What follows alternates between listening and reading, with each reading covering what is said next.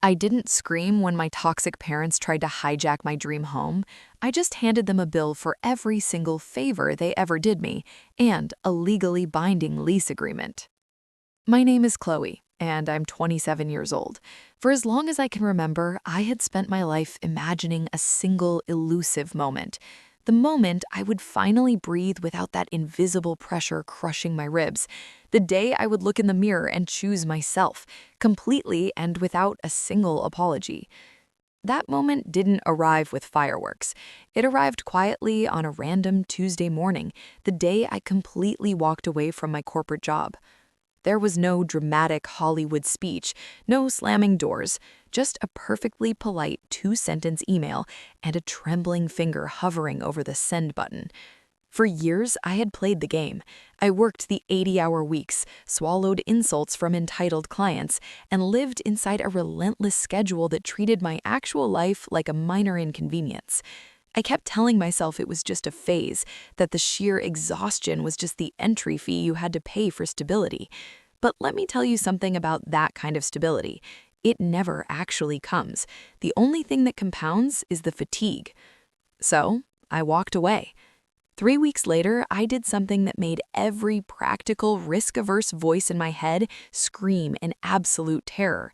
I drained my life savings and bought my dream beach house on the coast. Now, to be clear, it wasn't a multi-million-dollar mansion. It wasn't the kind of real estate splashed across luxury magazines. But to me, it was a masterpiece made of sunlight, cedar wood, and salt air. The windows opened up to endless miles of blue Pacific water. Instead of the screaming sirens of city traffic, my morning soundtrack was the whispering of ocean waves. My first evening there, I sat barefoot on the wooden deck. I watched the horizon literally melt into a brilliant gold, and for the first time in my entire existence, I felt something entirely unfamiliar. Peace. Real peace. The kind of peace that comes with zero conditions attached. But the universe has a funny way of testing your boundaries the second you establish them. That exact same night, just as I started to believe I had finally escaped the noise of my past, my phone vibrated. My mother's name lit up the screen. Instantly, a heavy, cold knot formed in the pit of my stomach. My thumb hovered over the decline button. I almost ignored it, but childhood conditioning is a stubborn, deeply rooted habit. I took a breath and answered. She didn't say hello. She didn't ask how I was doing or if I had settled in. Her voice carried that exact same undisputed authority it always had, that chilling tone that assumed my absolute compliance long before I even opened my mouth. "We're moving in tomorrow," she stated. Then, in the background, I heard my father add, "It's fine." For a full second, my brain completely blue-screened. My mind violently refused to process the sentence. The words just floated there in the digital space, absurd, heavy, and suffocating. I froze. Suddenly, the expansive ocean outside my window felt like a tiny box. The room shrank. The air grew impossibly tight, as if the ocean itself had just retreated in fear. I managed a weak, confused laugh, genuinely thinking it had to be a dark joke. But sheer, crushing silence answered me. Then her voice came back, colder and sharper this time. "If you don't like it, you can find somewhere else to stay." The sheer audacity of that sentence hit me like a physical punch to the gut. If I don't like it, this was my house. My name was on the deed, my financial risk. This was my fragile, terrifying attempt at rebuilding a life that had never truly belonged to me. Yet somehow, in her deeply distorted reality, what was mine was already theirs. My hands started shaking so badly I had to grip the edge of the granite kitchen counter just to stay upright. All the old emotional ghosts rushed back into the room. The anger, the disbelief, that sickening familiar childhood helplessness. Growing up, my parents had always treated my achievements like communal property. My academic scholarships, those were family victories they bragged about at dinner parties. My first real salary, that was expected family support. My personal boundaries, those were treated as disrespectful inconveniences. Physical distance hadn't changed their expectations of me. It had only delayed them. I could hear my father faintly in the background, not speaking, just existing as a silent reinforcement for her tyranny. Honestly, his passive complicity hurt more than if he had actually argued with me. Everything in my body screamed at me to protest. I should have shouted. I should have hung up the phone. But instead, 20+ years of psychological conditioning forced a polite, trembling tone into my voice. I started asking questions I already knew the agonizing answers to. How long? Why? What about my personal space? My mother casually brushed every single concern aside with a level of entitlement that was almost breathtaking. She spoke about my sanctuary like it was a cheap vacation rental they had booked on a whim. When the call finally ended, the house that had felt like a sacred temple just 10 minutes earlier now felt breached, contaminated by the heavy, suffocating weight of their impending arrival. I paced the hardwood floors of the living room for hours into the night. Rage and panic were literally wrestling inside my chest.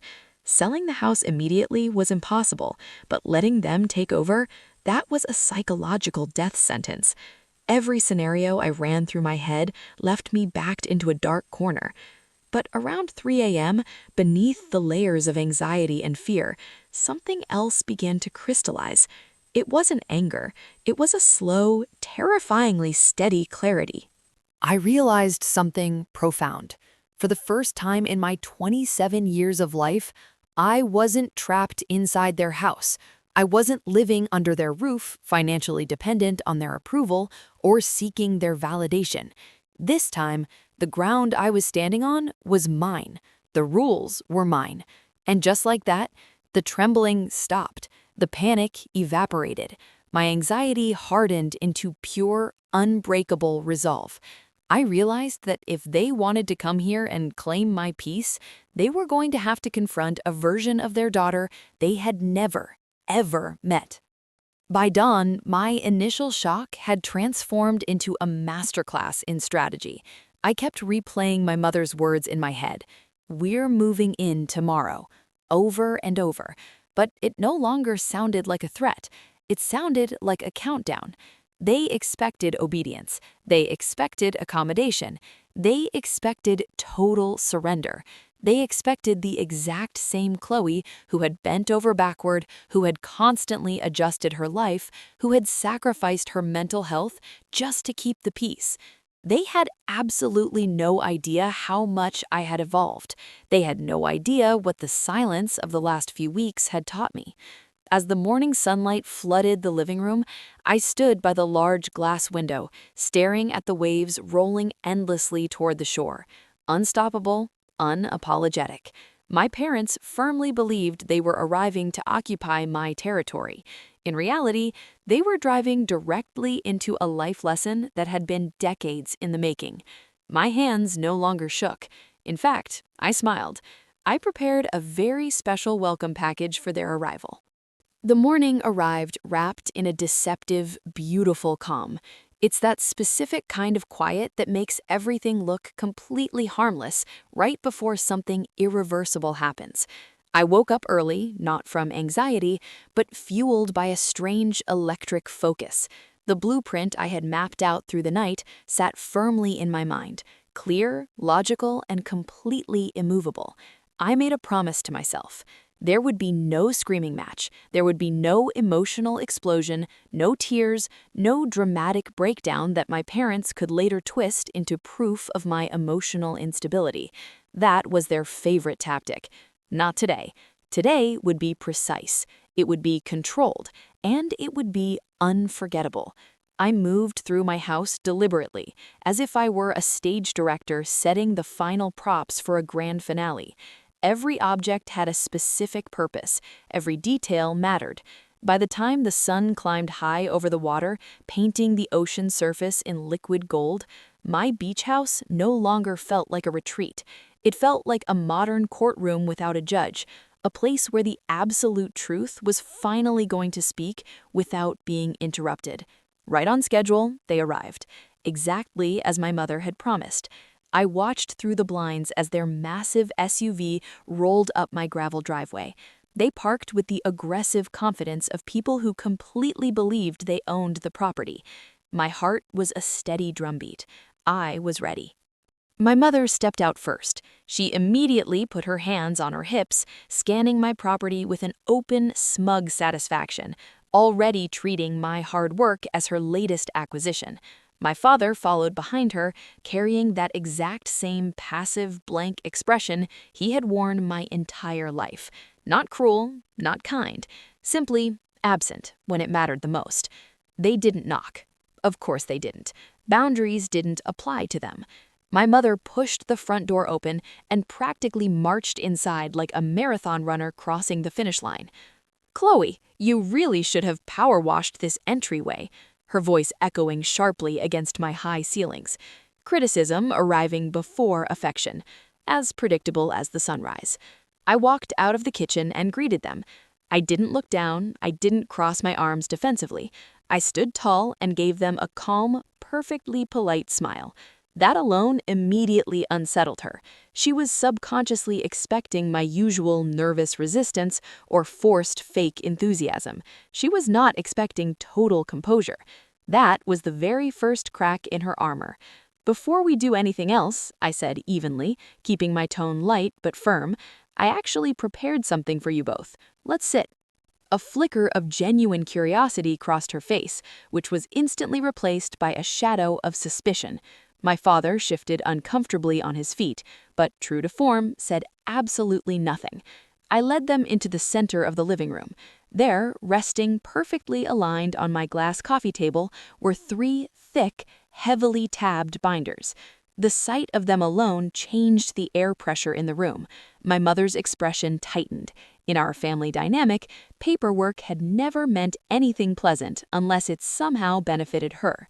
"What is this?" she demanded, pointing a manicured finger at the table. "Receipts," I answered smoothly. "Agreements, bank records, literally everything connected to the financial dynamics of the last 10 years of my life." Confusion gave way to immediate irritation. She laughed dismissively, waving a hand in the air. "Oh, please, Chloe, do not start with your dramatic nonsense today. We just drove for 6 hours." But I didn't flinch. I didn't react to the bait. I simply reached out, opened the very first binder, and slid it directly across the glass toward her. Inside were pages upon pages of meticulously organized documents, bank transfer confirmations, loan repayment logs, utility bills I had covered for them, medical expenses I had fronted, even screenshots of documented text conversations, numbers, dates, undeniable evidence. I watched the color physically drain from her face. As her eyes scanned the top page, her arrogant assumption was slowly, painfully replaced by raw understanding. My father leaned closer, his eyes narrowing as he looked at the spreadsheets. The silence in the room spread so heavily you could have heard a pin drop. "I tracked every single financial favor," I said, my voice completely steady, almost totally detached. "Every single time I was reminded that family helps family. Every rent payment I made for you, every emergency I funded, every single time my own independence was deliberately postponed so you could maintain your comfort." My mother's composure finally fractured. She slammed her hand on the table. "Are you seriously trying to bill your own parents?" she snapped, her voice trembling with rising fury. "No," I corrected her, maintaining direct eye contact. "I am establishing boundaries, legally and permanently." Then came the second part of the surprise, the kill shot. I reached into the final folder and placed a single, freshly printed sheet of paper on top of the binders. It was a formal, legally drafted document, a short-term rental agreement. Both of their names were already typed at the top. My mother stared at it in absolute disbelief, battling a mix of fury and shock. "You said you were moving in," I continued, my voice echoing the calm of the ocean outside. "But I need to be crystal clear. This is my house. No one lives here without agreeing to my terms. If you choose to stay, you stay as tenants. It will be temporary, it will be conditional, and above all, it will be respectful. Sign the lease or get back in your car." The explosion I had anticipated for 24 hours finally detonated. My mother's voice rose, sharp, shrill, and incredulous. A torrent of accusations poured out of her mouth. Selfish, ungrateful, ridiculous. How dare you treat your own mother this way, after everything we sacrificed for you? It was the familiar, toxic arsenal of guilt and outrage she had weaponized my entire life. But as I stood there listening to her scream, something extraordinary happened inside my mind. For the first time in my life, her words had absolutely nowhere to land. They bounced off me. They no longer controlled anything. Not the house, not the situation, and definitely not me. My father, usually the king of silence, finally spoke up, his voice strained and panicked. "Chloe, please, this is extreme." "No," I replied, quietly, turning my gaze to him. "What was extreme was assuming you could hijack my life and my peace whenever it suited you." The confrontation stretched out painfully for another 10 minutes. It was the brutal reality of their entitlement crashing headfirst into a brick wall of my newfound self-respect. My mother's explosive anger eventually burned out, giving way to something I had never seen on her face before: uncertainty. She looked around my beautiful living room. She wasn't looking at it with ownership anymore. She was looking at it with the dawning, humiliating recognition of exclusion. They had arrived believing their absolute authority traveled with them. Instead, they had encountered a closed system they could no longer dominate. "I love you both," I said, finally, cutting through the remaining tension, and the genuine sincerity of that statement stunned them into absolute silence. But love without respect is nothing but control wearing a kinder mask, and that control ends here, today.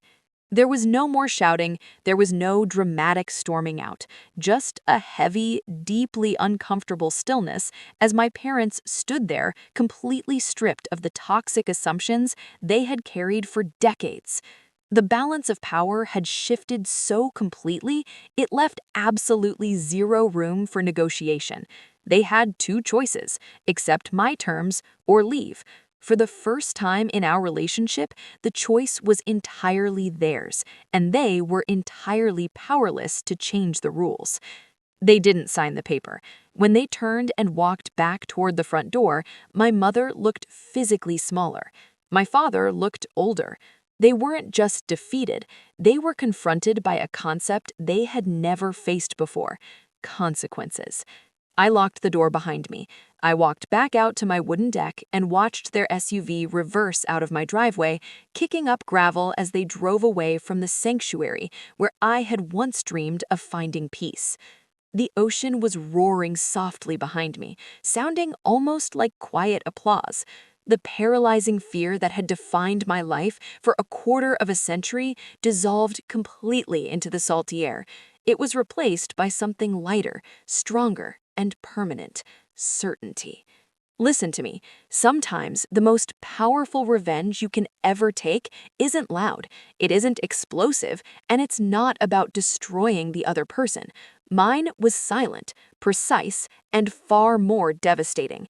Because the welcome I prepared wasn't about malice, and it wasn't about rage. It was about independence. It was about building a fortress around your own peace of mind. If someone demands your peace as the price of their love, they don't love you. They love the power they have over you. Use your anger not to hurt them, but to protect yourself. Anger is a beautiful tool when you use it to build a boundary that nobody can ever cross again. Choose yourself, unapologetically, because your peace, it's not up for negotiation.